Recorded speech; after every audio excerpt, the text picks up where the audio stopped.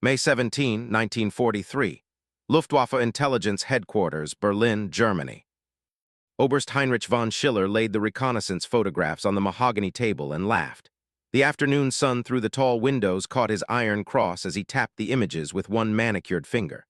"Look at this," Schiller said, pushing the photographs toward his colleagues with undisguised contempt. "The Americans believe this flying barn will win the war." Hauptmann Klaus Dietrich, head of bomber analysis, picked up the photos and studied the bulbous shape of the B-17. "It's enormous, slow, and carries less payload than our Heinkel. The defensive armament is excessive weight that reduces range." Major Werner Hoffmann, recently transferred from frontline intelligence, leaned forward with caution in his voice. "The production numbers from our agents in America suggest they're building these at unprecedented rates. Perhaps we should." But Schiller waved him off with an impatient gesture. "Werner, we destroyed 42 RAF bombers last month with losses of 8 fighters. Our kill ratio is 5.2 to 1. We shot down 61 B-17s in their first unescorted raid on Schweinfurt, with losses of 0 bombers destroyed by return fire." The victories at Schweinfurt, Regensburg, and Bremen had proven German tactical superiority beyond dispute. The mathematics were undeniable. One Luftwaffe fighter could destroy multiple American bombers before the lumbering fortresses could respond effectively. What Schiller didn't know, what none of them could have known as they examined those photographs in that Berlin headquarters, was that American industrial capacity would produce 12,731 B-17s within 3 years, while Germany's entire bomber production would total 4,000 aircraft. The numbers would become apocalyptic. 16 American bombers produced for every 1 German aircraft. 47,000 tons of bombs dropped on Berlin alone. 350,000 German casualties from strategic bombing. The laughter in that sunlit office would become history's most expensive miscalculation, measured in cities reduced to rubble. The 3 witnesses. Oberst Heinrich von Schiller, 48, Luftwaffe intelligence chief and veteran of the Spanish Civil War. Combat record included destroying 3 Republican aircraft. Dismissed American capabilities based on superior German engineering and combat mathematics. Would die over Hamburg, August 1943. Major Werner Hoffmann, 34, intelligence analyst transferred from occupied Poland. Repeatedly warned headquarters about American production capacity based on intercepted industrial reports. Warned that democratic industrial systems might exceed totalitarian command economies. Would survive the war, testify at Nuremberg. Lieutenant Franz Weber, 22, Me-109 pilot, 47 confirmed kills. Personally shot down 6 B-17s in the Schweinfurt raid. Experienced American bomber defenses firsthand. Would survive with severe injuries, provide detailed post-war testimonies about American material superiority. At Schweinfurt, 61 B-17s destroyed, German losses 14 fighters, ratio 4.3 to 1. At Regensburg, 24 B-17s destroyed, German losses 4 fighters, ratio 6 to 1. At Bremen, 16 B-17s destroyed, German losses 2 fighters, ratio 8 to 1. The Luftwaffe had refined bomber interception to mathematical precision. Formation attacks from the front exploited the B-17's weakest defensive arc. Climbing attacks from below targeted the unprotected belly. Diving attacks from above used gravity to increase closure rates beyond defensive gunners' tracking capability. The Me-109G carried 2 13 machine guns and 1 20 cannon. Maximum speed 386 mph. Rate of climb 3,400 feet per minute. The FW-190A carried 4 20 cannons and 2 machine guns. Maximum speed 408 mph. Combat ceiling 37,400 feet. Both aircraft could climb to bomber altitude, engage, and disengage before American escort fighters could respond. German pilots trained for 240 hours before combat assignment. Tactics emphasized coordinated squadron attacks that overwhelmed defensive fire through simultaneous engagement from multiple vectors. American losses confirmed German tactical superiority. The 8th Air Force lost 176 bombers in August 1943. September losses reached 113 bombers. October losses peaked at 214 bombers, including the catastrophic second Schweinfurt raid. The unescorted bombing campaign was approaching operational impossibility. German intelligence calculated that current loss rates would eliminate American bomber capability within 4 months through simple attrition. Oberst von Schiller's combat record justified his confidence. In Spain, he had destroyed 3 Soviet I-16 fighters during the nationalist offensive. His tactical analysis of Republican air operations had been published in Luftwaffe doctrinal manuals. He personally authored the intelligence assessment that predicted American strategic bombing would fail due to inadequate fighter escort range and insufficient bomber defensive armament. His calculations showed that each unescorted bombing raid would lose minimum 12% of attacking force. Sustained operations at such loss rates were mathematically impossible. Major Werner Hoffman presented production data to headquarters in June 1943. American aircraft production had reached 7,400 aircraft monthly. Boeing's Seattle facility alone produced more B-17s monthly than Germany's entire 4-engine bomber production. Aluminum allocation to American aircraft manufacture exceeded Germany's total aluminum production. Hoffman's report concluded, "We are not competing with American military capacity, but with American industrial capacity." Oberst von Schiller dismissed the report as defeatist American propaganda. "Even if they build 10,000 bombers, we can destroy them faster than they reach Germany." Lieutenant Franz Weber returned from the Schweinfurt raid with 6 confirmed kills. His after-action report detailed the engagement. At 13:42 hours, engaged formation of 12 B-17s at 24,000 feet. First attack from head-on, closed to 200 meters before braking. B-17 in lead position observed smoking, fell out of formation.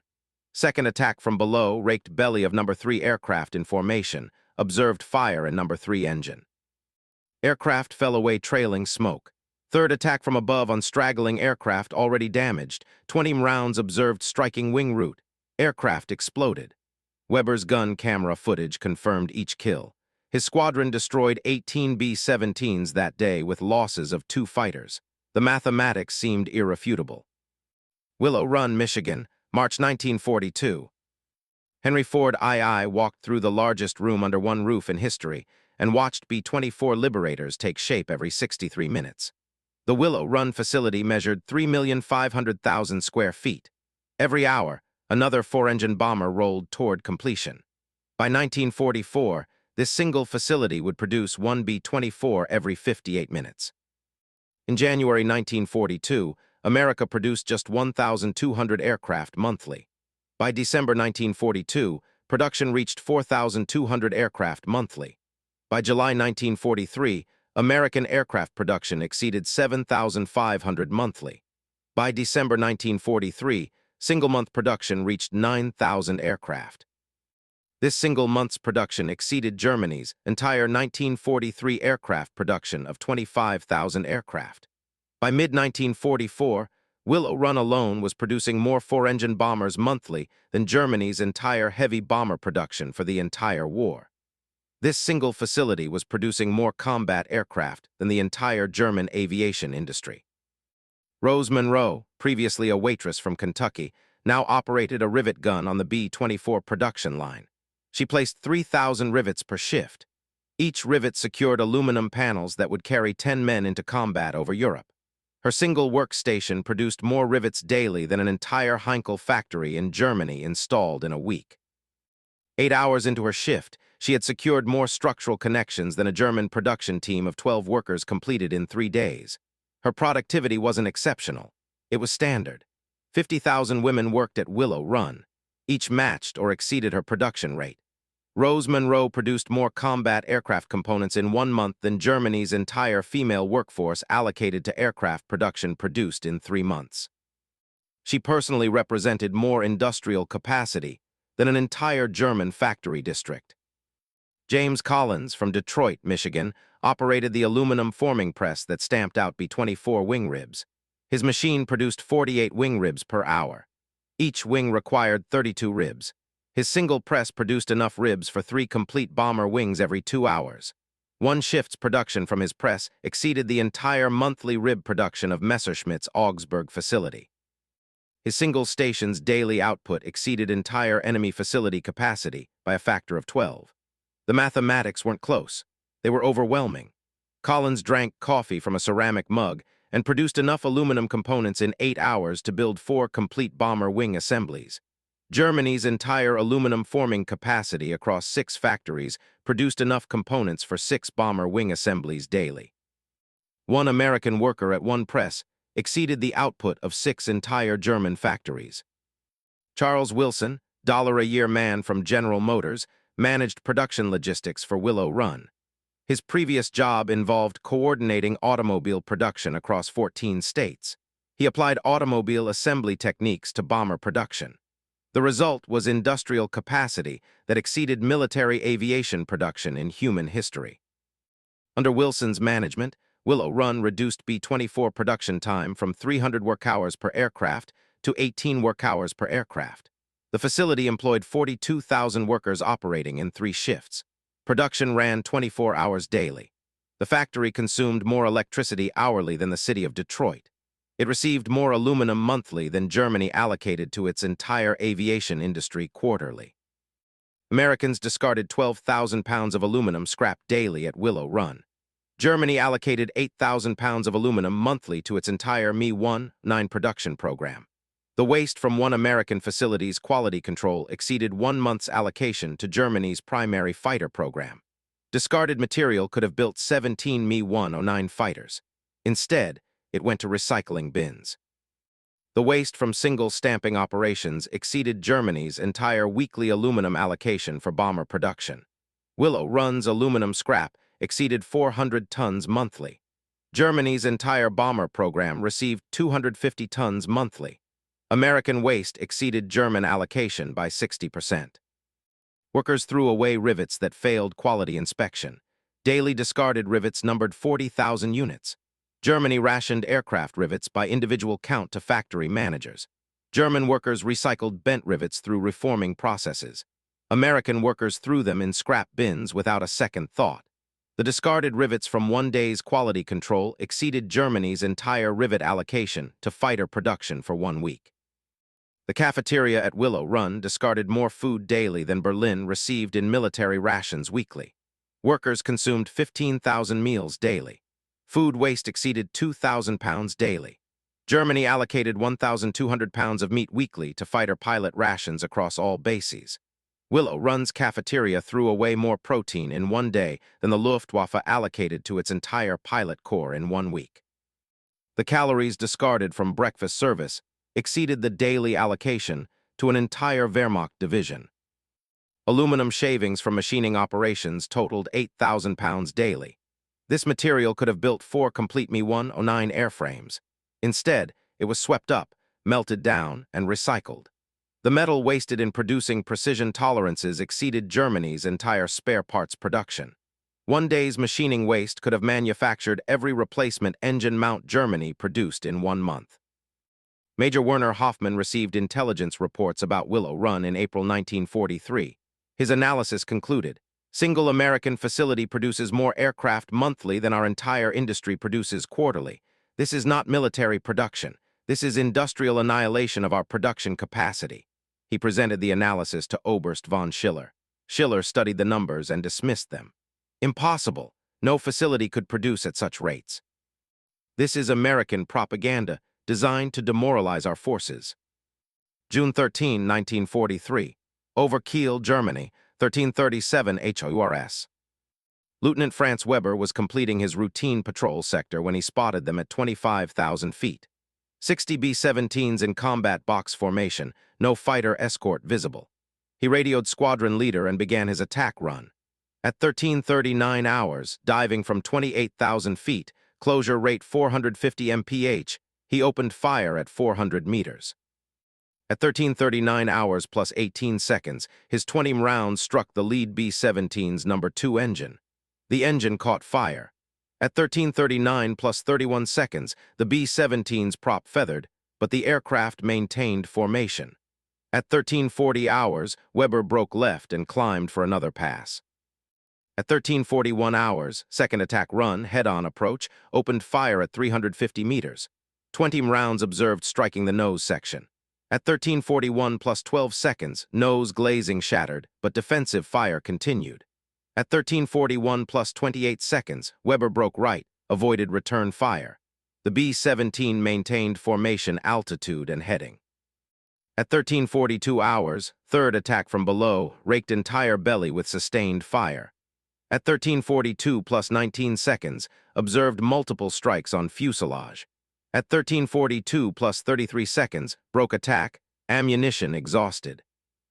Elapsed time from first engagement to final break, 3 minutes 33 seconds. Enemy losses, 0 aircraft destroyed, 1 aircraft damaged remaining in formation. American losses, 0, kill ratio, 0, 0. Weber expended 140 rounds of 20 ammunition and 800 rounds of 13 ammunition. The ammunition expended in this 3-minute engagement exceeded the monthly allocation for an entire Luftwaffe base of 12 fighters in Poland. Weber radioed squadron leader. Target absorbed direct hits, multiple engines damaged, still maintains formation and altitude. Request additional fighters. At 13:44 hours, 6 additional Mi-109s engaged the formation. Combined attack, all 6 fighters engaged simultaneously from different vectors. At 13:44 hours plus 42 seconds, 1B fell out of formation trailing smoke. Kill time, 42 seconds. At 13:45 hours, second B-17 damaged, feathered prop maintained formation. At 13:46 hours, third B took direct hits to tail section, defensive guns silenced, aircraft fell away. Elapsed time from engagement to destruction, 94 seconds. Kill time, 94 seconds. Total engagement duration, 12 minutes 18 seconds. Enemy losses, 2 aircraft destroyed, 4 aircraft damaged, all 4 damaged aircraft maintained formation and returned to base. American losses, 20 crew members. Kill ratio, 2, 0 aircraft destroyed, German losses 0. The ammunition expended in this 12-minute engagement exceeded the weekly allocation to 3 fighter bases. The fuel consumed exceeded the daily allocation to an entire fighter wing. At 13:52 hours, engagement broken. Formation continued to target. Weber returned to base. His after-action report stated, B-17 construction exceeds expectations. Aircraft absorbed damage that would destroy 2 He-111s. Defensive fire remained effective despite visible damage. American bombers demonstrate unprecedented structural strength. Oberst von Schiller reviewed Weber's report that evening. He noted the 2 confirmed kills and filed the report under successful operations. The mention of structural resilience was dismissed as combat exaggeration. Lieutenant Weber performed adequately. 2 kills confirm our tactical superiority. The Warner, Major Hoffman, read Weber's report differently. He calculated that 12 fighters had engaged 60 bombers for 12 minutes and destroyed 2 aircraft. The mathematics suggested American bombers could sustain losses of 3% per mission and continue operations indefinitely if production replaced losses. His analysis went unread by command staff. Intelligence dismissed the reports as pilot overestimation of enemy capability. Oberst von Schiller reviewed June combat reports and identified patterns of exaggeration. Pilots report B-17 sustaining damage equivalent to destroying 2 German bombers. This is impossible. American aluminum is inferior to German alloy. Their construction cannot exceed ours. He circulated a memo to all intelligence analysts requiring verification of all damage assessments against known material science. Any report suggesting American aircraft exceeded German structural capability was flagged for additional review. The memo created incentive to underreport American capability. Field reports began emphasizing German victories while minimizing American resilience. Major Werner Hoffman reported to headquarters in July 1943 with compiled production data.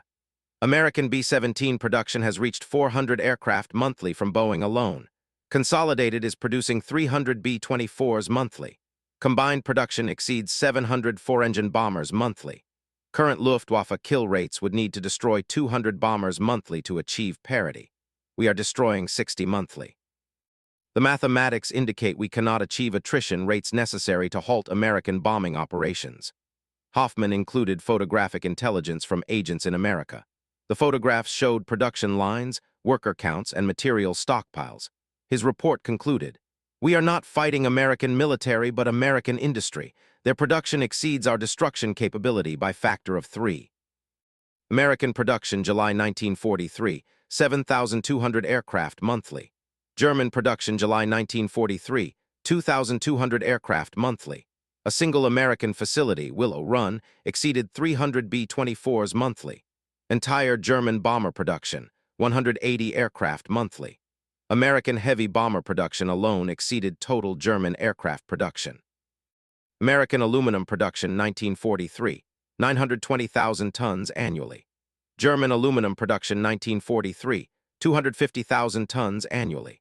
A single American aluminum plant in Tennessee produced more aluminum monthly than Germany's entire Ruhr Valley industrial complex. American excess aluminum capacity exceeded German total production by 600,000 tons annually. American aviation fuel production 1943, 50 million barrels annually. German synthetic fuel production 1943, 6 million barrels annually. A single American refinery in Texas produced more aviation fuel quarterly than Germany's entire synthetic fuel program produced annually. American fuel production exceeded German capacity by factor of 8. Failed TACTICS. They tried frontal attacks exploiting weak forward defensive fire. The Americans added chin turrets with twin .50 caliber machine guns. They attempted diving attacks from above using speed to evade defensive fire. The Americans improved top turret coverage and increased gunner training. They tried low-level attacks from below targeting the unprotected belly. The Americans added ball turrets with twin .50 caliber machine guns providing complete lower hemisphere coverage. They attempted attacking stragglers separated from formation. The Americans improved formation discipline and added fighter escort. Every tactical adaptation was met with American counter-adaptation within weeks. The cycle repeated monthly. German innovation met American production and lost. July 24, 1943, over Hamburg, 14:23 hours. Lieutenant Franz Weber led his squadron of 8 Me-109s into attack on a formation of 48 B-17s. At 14:23 hours, coordinated attack from 3 vectors simultaneously. At 14:23 plus 19 seconds, first B-17 took direct hits to number 3 engine fire observed. At 14:24 plus 43 seconds, aircraft fell out of formation. Elapsed time from engagement to destruction, 1 minute 43 seconds. Kill time, 103 seconds. At 14:24 hours, second attack wave, 6 fighters engaged different targets. At 14:25 plus 12 seconds, B-17 in rear position took damage to vertical stabilizer. At 14:25 plus 58 seconds, aircraft maintained formation despite visible damage. At 14:26 hours, third attack run focused fire on damaged aircraft. At 14:27 plus 21 seconds, aircraft fell away trailing smoke. Elapsed time from initial damage to destruction, 3 minutes 9 seconds. Kill time, 189 seconds. At 14:28 hours, American P-47 fighters arrived. 8 P-47s engaged German fighters. At 14:28 plus 34 seconds, Me-109 piloted by Feldwebel Gustav Klein took .50 caliber hits to engine. At 14:29 hours, Klein's aircraft smoking, breaking away. At 14:29 plus 41 seconds, second Me-109 damaged. At 14:30 hours, Weber ordered squadron disengage. Total engagement duration, 7 minutes. Enemy losses, 2 B-17s destroyed, 3 damaged. American losses, 2 bombers, 20 crew members. German losses, 2 fighters damaged, 1 pilot wounded. Kill ratio, 2-0 bombers, 0, 2 fighters damaged. The ammunition expended exceeded the monthly allocation to 2 fighter bases. The engagement demonstrated that American fighter escort could now reach German targets. The tactical equation had shifted. Recognition. Major Werner Hoffmann presented his final comprehensive analysis to Luftwaffe Command in August 1943. His report included captured American production manuals, photographic intelligence of 15 factories, and intercepted shipping manifests. The evidence was undeniable. Boeing Seattle produced 362 B-17s in July. Consolidated Vega produced 318 B-24s in July. Douglas Long Beach produced 287 aircraft in July. Total American aircraft production July 1943, 7,423 aircraft. German production same period, 2,218 aircraft. American production exceeded German production by factor of 3.3. Hoffmann's analysis calculated projected losses versus production. At current engagement rates, Luftwaffe destroys approximately 200 American bombers monthly. American production exceeds 700 heavy bombers monthly. Net American gain, 500 bombers monthly. Within 6 months, American bomber force will exceed 5,000 aircraft. Our fighter force cannot engage formations of such magnitude. The mathematics indicate inevitable operational collapse of our air defense. Oberst von Schiller read Hoffman's report in his Berlin office. He studied the numbers for 3 hours. Finally, he wrote his response. Major Hoffman's analysis assumes American production reports are accurate. This assumption is unproven. American propaganda inflates production numbers to demoralize German forces. True production likely equals 50% of reported numbers. Even accepting Hoffman's numbers, our pilot quality and tactical superiority will maintain favorable kill ratios. We will adapt. Lieutenant Franz Weber, recovering from minor wounds at a Berlin hospital, read combat reports from other pilots. Every report mentioned the same pattern. B-17's absorbed damage, maintained formation, continued to target. American fighter escort reached deeper into Germany monthly. American tactics improved with each raid. German losses increased steadily. July losses, 42 fighters. August losses, 61 fighters. September losses projected, 80-plus fighters. The Luftwaffe was losing the attrition war. Production couldn't replace pilot losses. Training new pilots required 6 months. American bombers appeared overhead every week.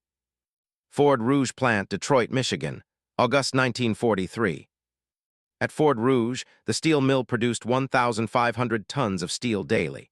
Every 20 minutes, another load of molten steel poured from the furnaces. This single facility produced more steel monthly than the entire Ruhr Valley produced for aircraft manufacture. The scale was incomprehensible to European industrial planning. American abundance exceeded German theoretical maximum capacity. Americans discarded 40,000 pounds of steel scrap daily at Ford Rouge. Germany allocated 35,000 pounds of steel weekly to its entire Mi-1 9-wing spar production. The waste from one American facility's quality control exceeded 1 week's allocation to Germany's primary fighter structural component production. Discarded material could have built 42 Mi-1 9-wing assemblies. Instead, it was melted in recycling furnaces and reused within hours. The waste from single casting operations exceeded Germany's entire monthly steel allocation for landing gear production. Ford Rouge's steel waste exceeded 600 tons monthly. Germany's entire fighter landing gear program received 400 tons monthly. American waste exceeded German allocation by 50%. The discarded steel from quality control and trimming operations could have built Germany's entire monthly fighter production with steel remaining for bomber components. Workers threw away steel components that failed dimensional inspection. Daily discarded components numbered 2,000 parts. Germany recycled every rejected part through reworking processes that added costs and time. American workers tossed failed parts in scrap bins and produced replacements within minutes. The discarded components from one day's quality control exceeded Germany's entire spare parts production for 1 week. The cafeteria at Ford Rouge discarded more food daily than Munich received in military rations weekly. Workers consumed 22,000 meals daily across 3 shifts. Food waste exceeded 3,500 pounds daily. Germany allocated 2,800 pounds of meat weekly to bomber crew rations across all bases. Ford Rouge's cafeteria threw away more protein in 1 day than the Luftwaffe allocated to its entire bomber crew corps in 1 week. The calories discarded from lunch service alone exceeded the daily allocation to 2 Wehrmacht divisions. Steel shavings from machining operations totaled 15,000 pounds daily. This material could have built 8 complete Mi-1 9 fuselage frames. Instead, it was collected, melted, and recycled within the same facility. The metal wasted in producing precision tolerances exceeded Germany's entire fuselage spare parts production. 1 day's machining waste could have manufactured every replacement fuselage structural member Germany produced in 1 month. Engine block casting waste totaled 8,000 pounds daily. Germany's entire monthly engine block production for all aircraft programs consumed 180,000 pounds of aluminum. Ford Rouge discarded more aluminum from casting waste in 3 days than Germany allocated to 1 month's complete engine production. The rejected castings from quality control, approximately 6% of production, exceeded Germany's spare parts production by absolute tonnage. Copper wire waste from electrical component production exceeded 800 pounds daily. Germany allocated 600 pounds of copper wire monthly to its entire fighter electrical system production. One American facility discarded more copper in one day than Germany allocated to 1 month of complete fighter electrical production. The waste represented capacity abundance that Germany couldn't comprehend. Major Werner Hoffmann included Ford Rouge production data in his September 1943 intelligence summary. Single American automotive plant produces more aircraft engines monthly than our entire aviation industry. Their production worker wages exceed our skilled technician wages by factor of 3. Their workers are better fed, better housed, and more productive. Free labor exceeds slave labor in every measurable metric. The summary reached Luftwaffe Command September 15, 1943. No response was issued. October 14, 1943. Second SCHWNFURT raid. 1418 HOURS. 291 B-17s approached Schweinfurt. 300 Luftwaffe fighters rose to engage. The engagement lasted 43 minutes.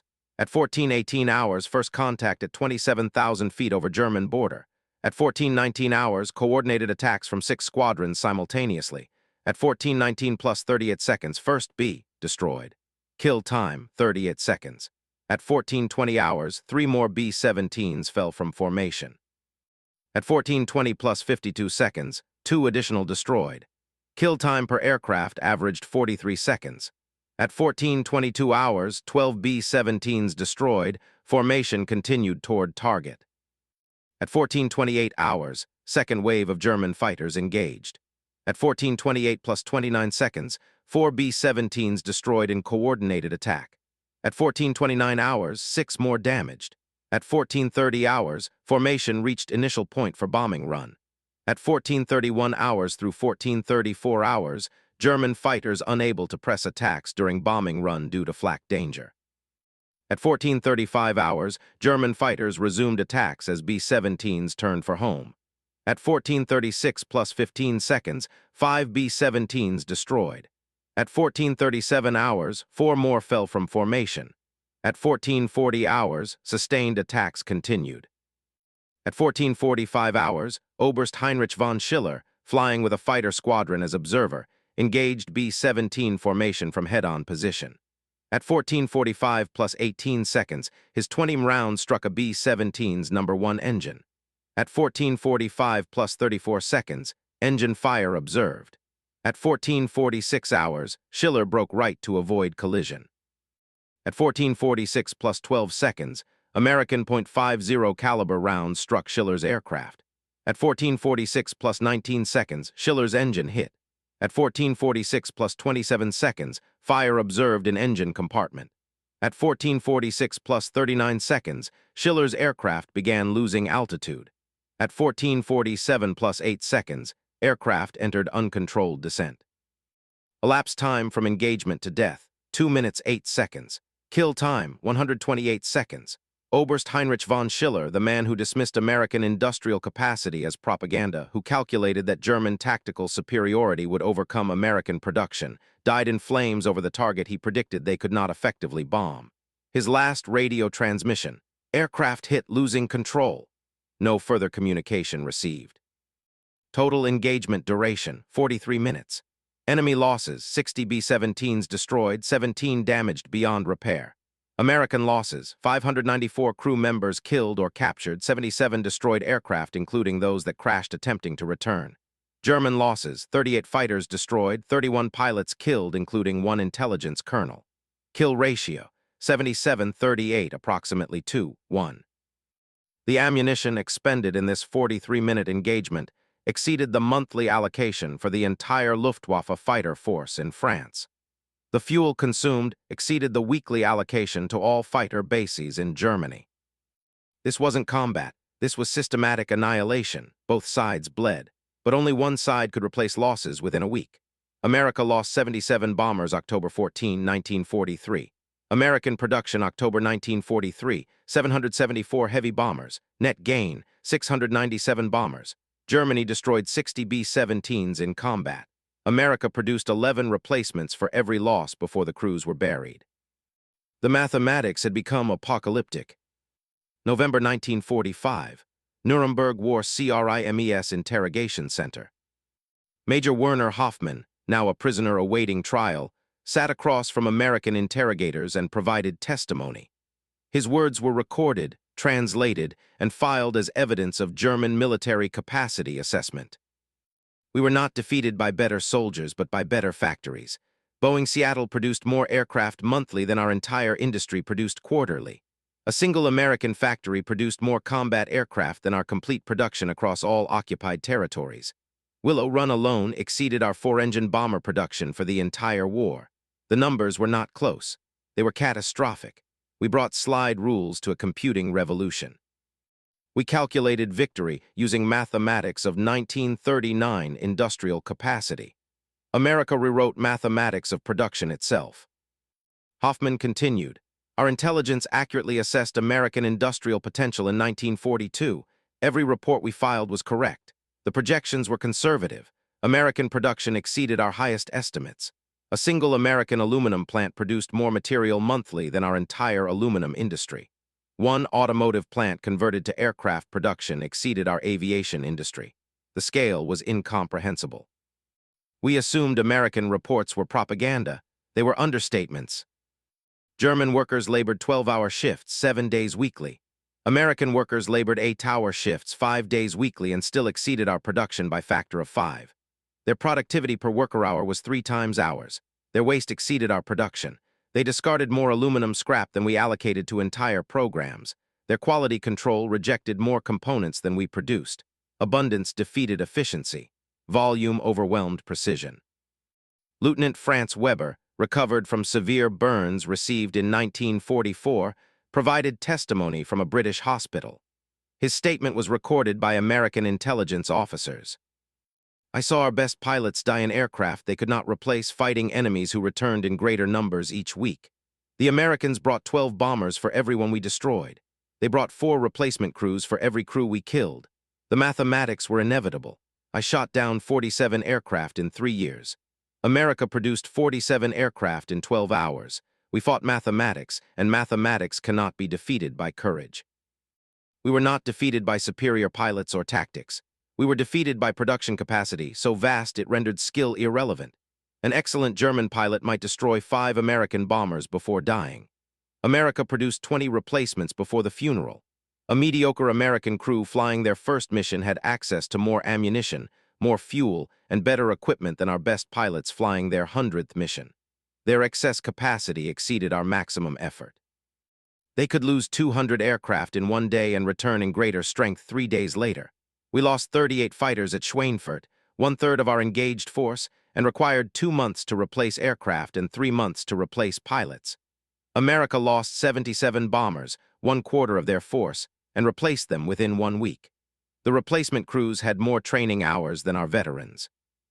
Additional testimony from captured German industrial managers provided context. We brought swords to an industrial war. Our tank production peaked at 600 monthly. American tank production peaked at 2,000 monthly. Our aircraft production peaked at 3,000 monthly. American production exceeded 9,000 monthly. We produced 40,000 aircraft during the entire war. America produced 300,000 aircraft. Every category showed the same proportion. We matched their 1942 production in 1944. By 1944, they had moved past us into industrial capacity we could not comprehend. Their excess capacity exceeded our maximum effort. We operated at 100% industrial capacity from 1942 through 1945. Every factory running maximum shifts.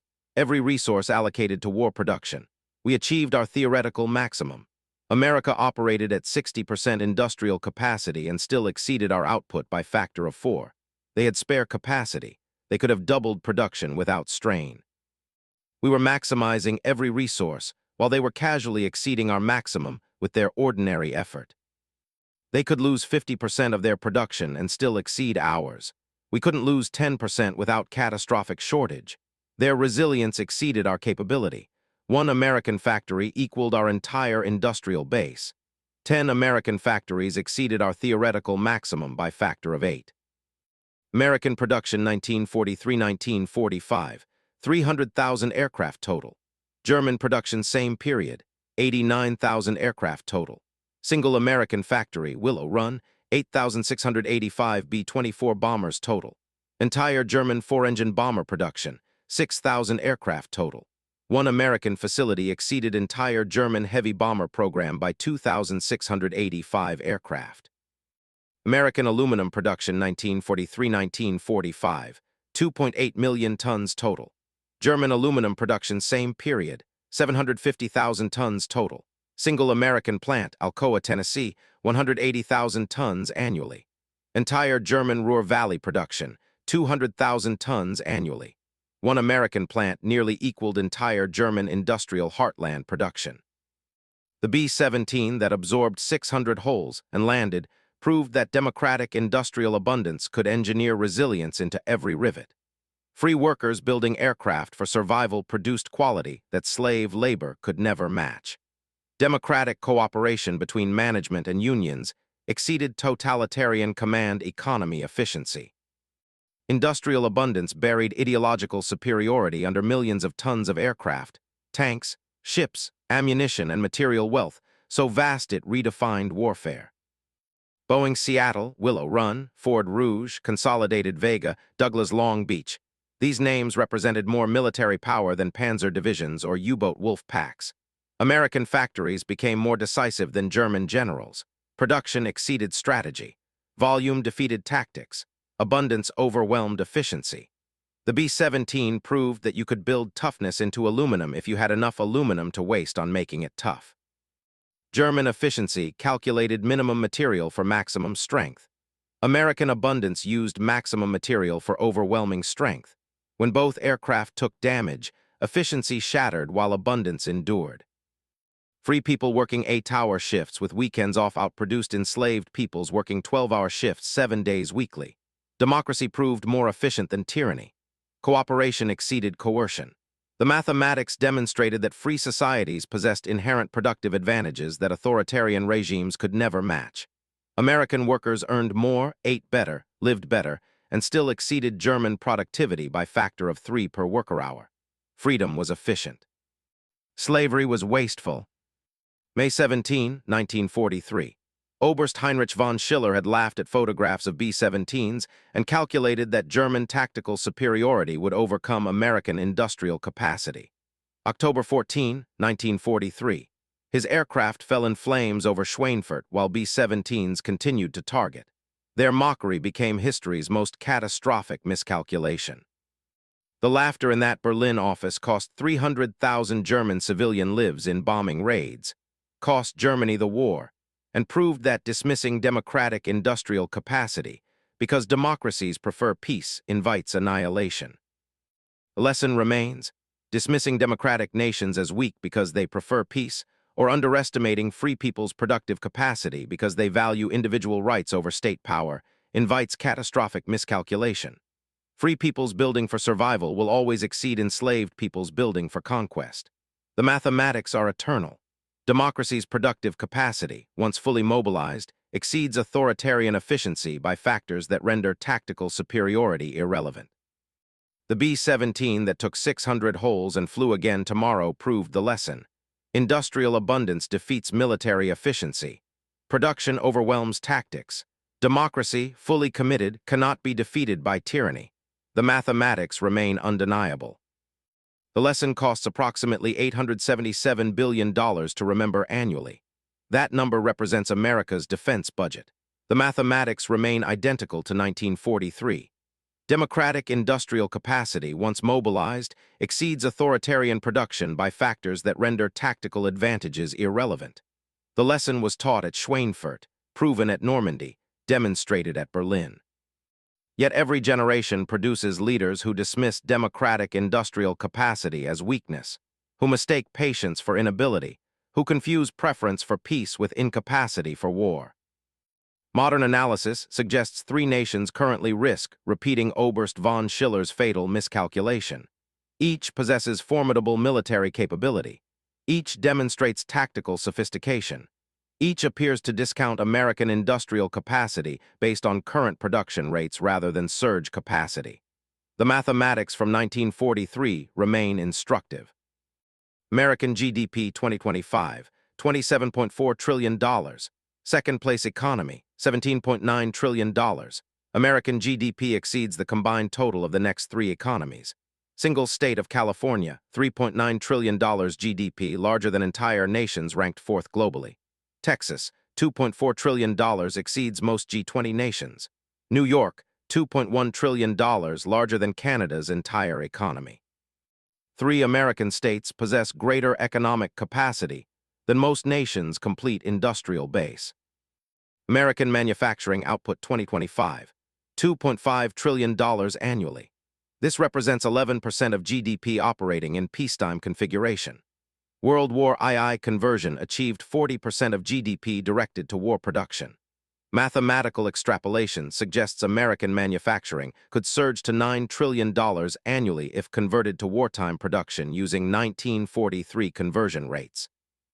No other nation possesses comparable surge capacity. American technology sector 2025, $1.9 trillion annually.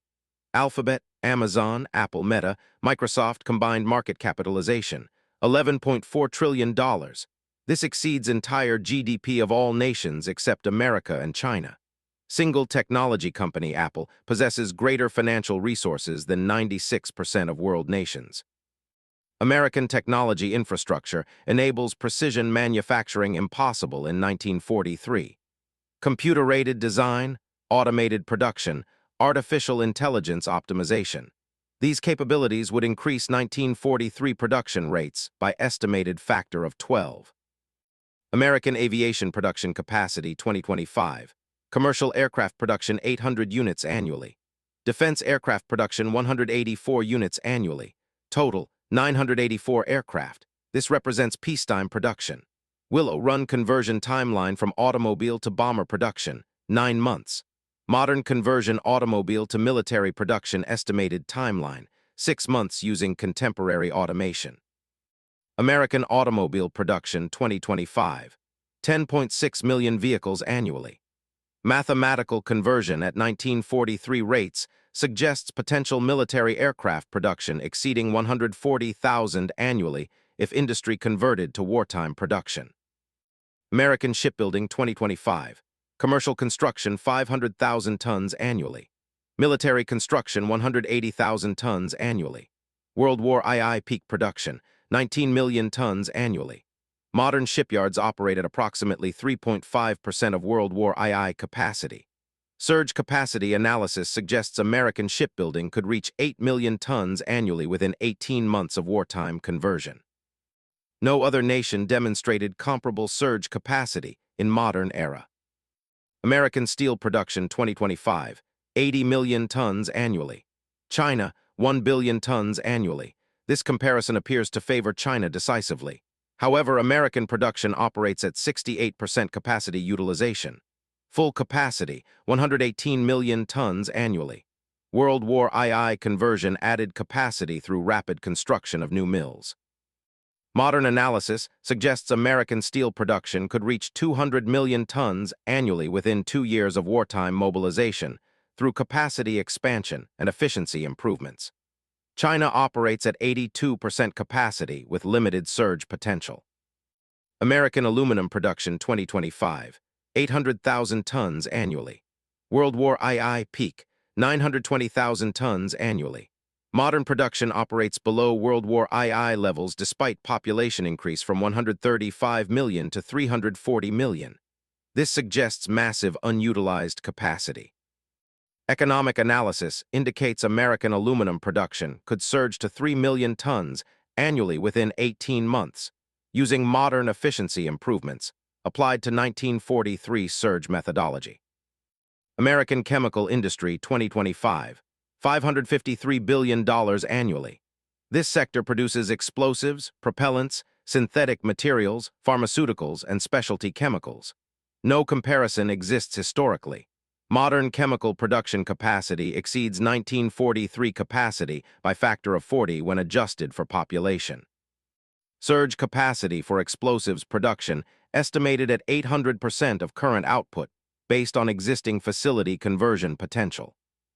American Petroleum Refining 2025, 18 million barrels daily. Strategic Petroleum Reserve, 350 million barrels. Daily consumption, 20 million barrels. World War II refining capacity, 5 million barrels daily supporting force of 12 million personnel. Modern capacity supports peacetime economy of 340 million people. Mathematical analysis suggests existing refining capacity could support military force exceeding 50 million personnel at World War II consumption rates without additional construction. Every authoritarian leader since 1945 who challenged American industrial capacity has learned Oberst von Schiller's lesson. Korean War. American production exceeded Chinese production despite Chinese population advantage of 4:1. Vietnam War. American production capacity never approached mobilization despite sustained conflict. Gulf War. American technological superiority derived from industrial capacity to fund research exceeding most nations' complete military budgets, destroyed fourth largest army in 96 hours. Iraq War. American logistics sustained operations 7,000 miles from home territory for 8 years, demonstrating industrial capacity to project power globally indefinitely. The lesson remains consistent. American military capability at any given moment represents approximately 15% of surge capacity. Peacetime production indicates minimum capacity, not maximum. Historical pattern shows American industrial mobilization requires 12 to 18 months to reach full capacity. Initial response uses existing forces. Sustained response activates industrial base that exceeds all potential adversaries' combined capacity. Modern nations observe American political division, social tensions, and cultural conflicts. These observations lead to the same conclusion Oberst von Schiller reached in 1943. America appears weak, divided, incapable of sustained effort. The mathematics suggest otherwise. American GDP per capita, $76,000. This indicates resource abundance enabling sustained mobilization impossible for nations with GDP per capita below $20,000. American population, 340 million, with 161 million in workforce. This represents mobilization potential exceeding any historical precedent. 3 lessons from May 17, 1943, remain applicable November 11, 2025. First, democratic industrial capacity operates at fraction of maximum capacity during peacetime. Authoritarian regimes operate near maximum capacity continuously. This creates illusion of authoritarian strength and democratic weakness. Mobilization reveals true capacity differential. Second, free workers in 8-hour shifts exceed enslaved workers in 12-hour shifts by factor of 3 in productivity per hour. Modern ergonomics and automation increase this advantage to factor of 8. Freedom remains more efficient than coercion. Third, abundance defeats efficiency when both mobilize fully. Volume overwhelms precision. Democratic industrial abundance, once committed to conflict, cannot be matched by authoritarian efficiency. The B-17 that took 600 holes and flew tomorrow proved one eternal truth, underestimating democratic industrial capacity, because democracies prefer peace, invites catastrophic miscalculation. The mathematics remain undeniable. The lesson remains unlearned. The cost of teaching it again would exceed World War II casualties by factors that render previous conflicts minor historical notes. Any leader examining American political division and concluding America lacks mobilization capacity should study Oberst von Schiller's fate carefully. The laughter in Berlin, May 17, 1943, became screaming in Berlin, May 2, 1945. The mathematics don't change. They only repeat.